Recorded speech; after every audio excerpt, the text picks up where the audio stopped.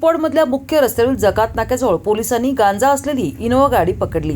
त्यात अंदाजे 200 किलो गांजा असल्याचे समजते।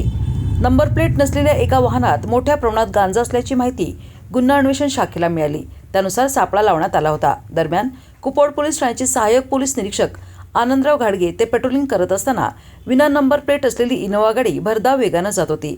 घाडगे यांना संशय आला। आपल्या गाडीचा चालक सहाय्यक पोलीस फौजदार शरद कोळेकर यांना वेगाने संशयित गाडीचा पाठलाग करण्याच्या सूचना त्यांनी दिल्या।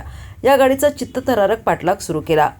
अहिल्यानगर पासून चाणक्य चौकमार्गे गाडीचा पाठलाग सुरू असतानाच कुपवाड पोलिसांच्या गाडीला धडक देऊन गांजाची गाडी धावत असताना झालेल्या झटापटीत कुपवाड पोलीस ठाण्याचे सहाय्यक पोलीस अधिकारी आनंदराव घाडगे यांच्या पायाला मार लागला।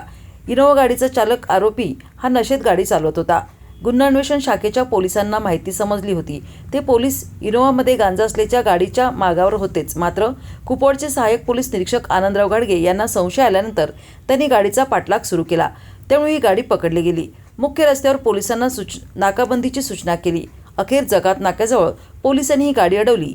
गाडीचा चालक नशेच्या अवस्थेत असल्याचे पोलिसांना आढळून आले। पोलिसांनी त्याला ताब्यात घेतले।